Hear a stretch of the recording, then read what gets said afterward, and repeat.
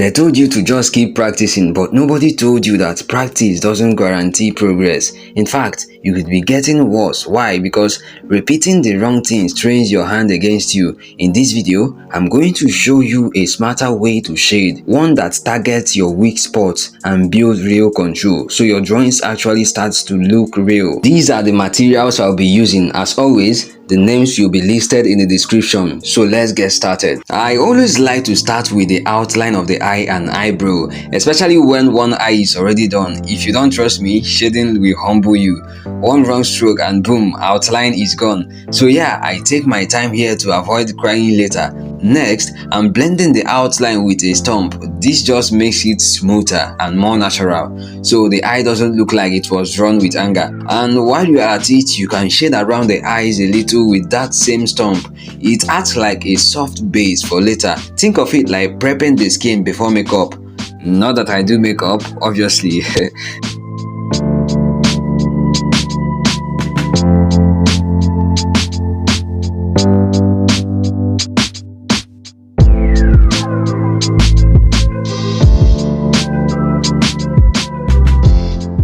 Moving on, now I'm going in with a soft brush. This makes everything way smoother and helps build up those subtle tones around the eye.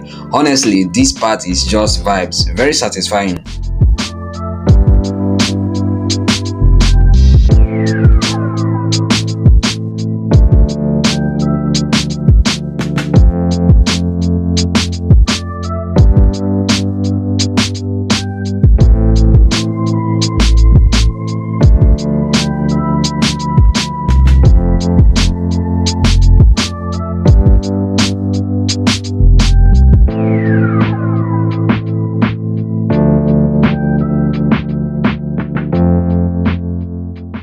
I'm using Maris charcoal pencil here to darken the really dark parts like the eyelid crease, the pupil, or the dramatic areas. This is where the eye starts getting the depth and intensity.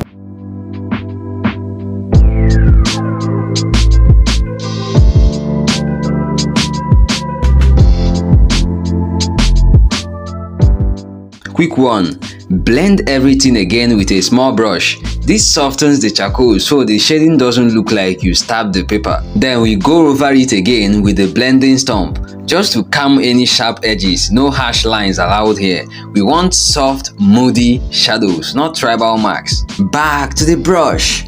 Now I'm just building more depth around the eye, basically giving it that "I've seen things" kind of look, you know.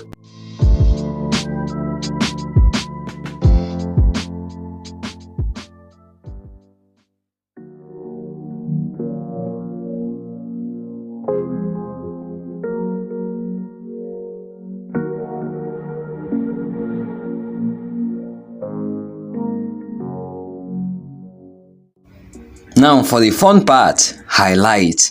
I'm using a white pen to drop these tiny light reflections in the pupil. It's like the sparkle that brings the eye to life.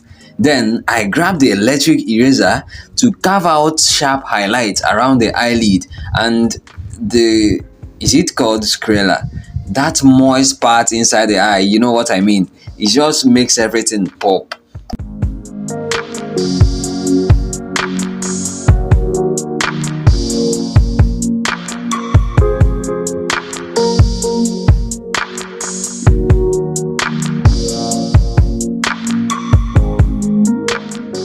Finally, I'm drawing in the lashes and those tiny details inside the eye. Charcoal pencil again. This part takes patience. One wrong lash and your eye turns into a spider. No pressure.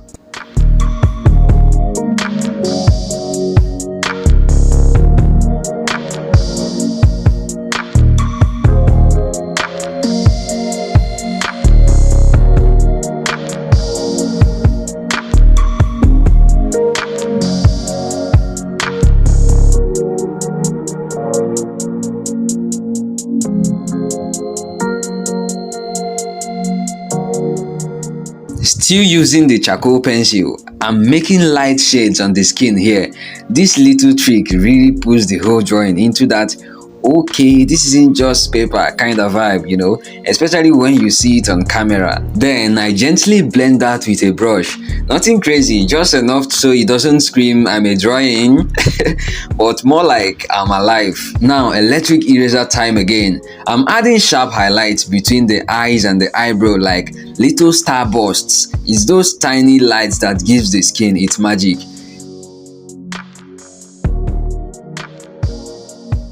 Same vibe here, adding highlights around the eye wherever your reference says to. You gotta pay attention to these small details. You want people to get lost in the eye, you know what I'm saying? Like,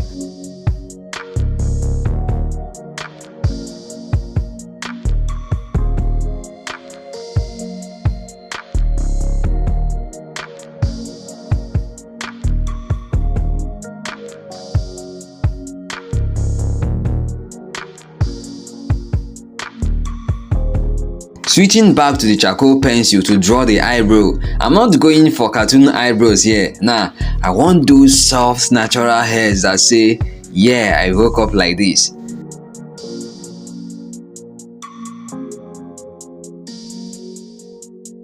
And now, the magic of skin pores and tiny details under the eye. You might think, Samuel, why the pores? But trust me, these little things take your drawings from meh to wow.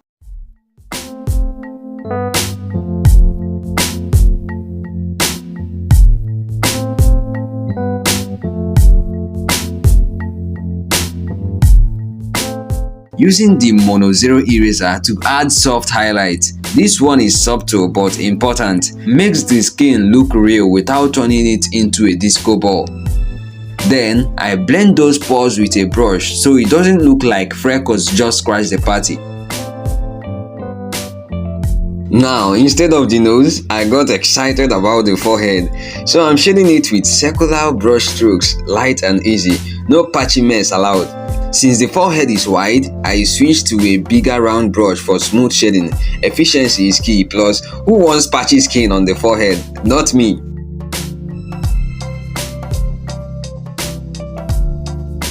Pause on the forehead. Moving back to the nose, charcoal pencil to bring out the sketch. Same way I did with the eyes, it's all about building that base.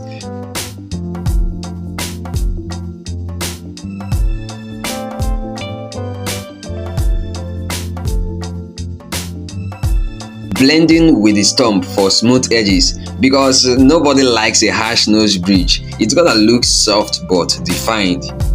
Adding some base shading with the blending stump to get that nice gradation going.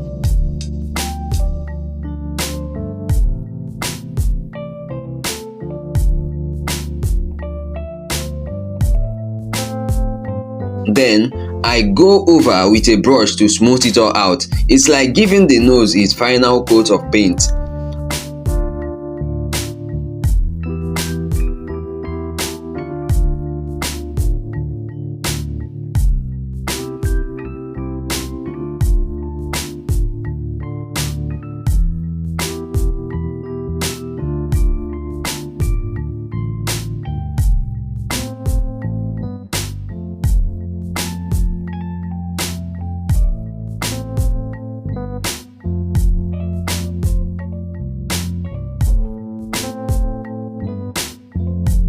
Oh, a bit too dark here.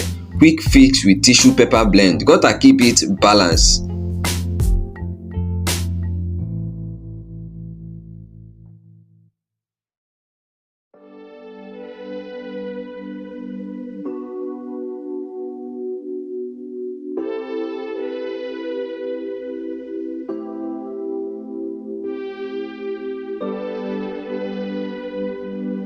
Blend with the stump again. Sharp lines? Nah, we want soft shadows, not scars.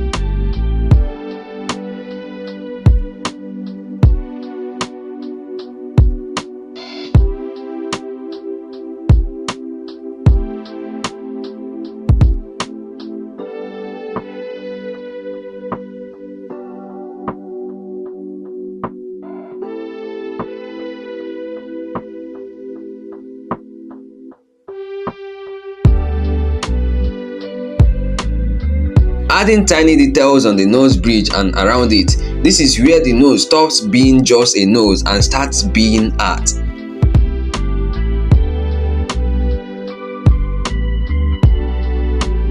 Blending those details with a brush to keep everything smooth and natural.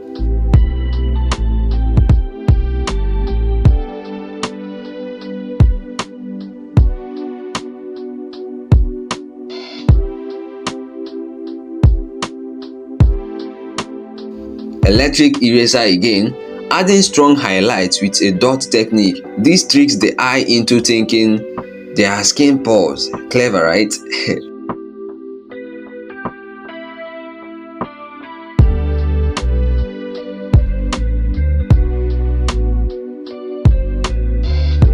Now, soft highlights with the mono zero eraser around those sharp ones.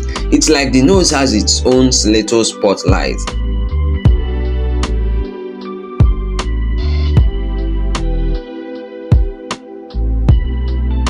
Adding small details to make the whole piece pop. The kind of stuff you don't notice consciously, but it changes everything.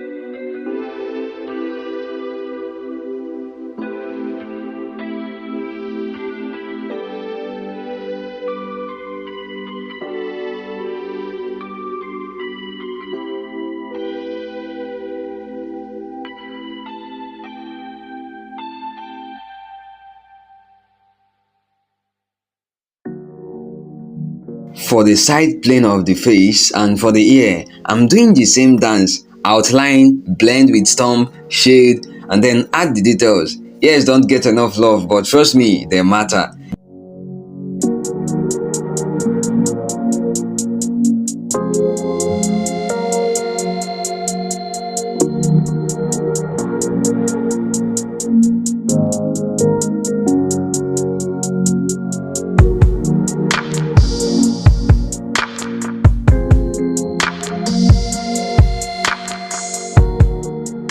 Before shading the cheekbone, I'm adding details with charcoal pencil. Can't just shade blindly here.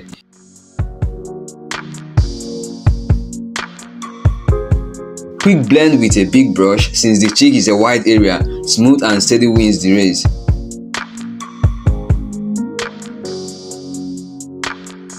Now I'm drawing out the beard, and honestly this part's kinda satisfying. Something about it just feels right. I'm shading around the jaw next, not too dark, not too light, just enough to give that subtle depth without making the whole thing look like a shadow monster.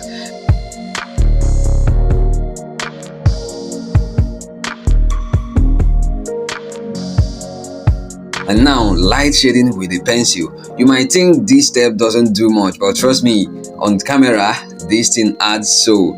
Quick blend, gentle strokes. This is one of those don't rush it moments, the kind that low-key decides whether the drawing looks alive or just there. At this point, I just sat back and watched it come together. It's funny how something that took hours to film, edit and re-edit feels like it's done in minutes when you watch it. But this is what makes it all worth it.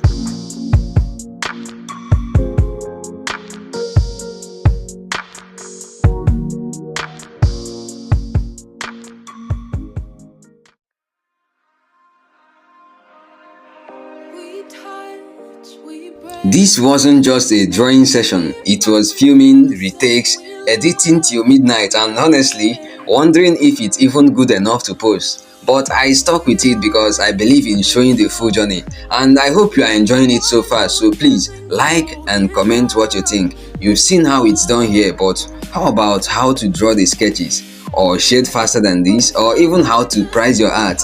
That's what the next video on your screen is all about. And enough of the talking, because the moment you've all been waiting for is here, the review.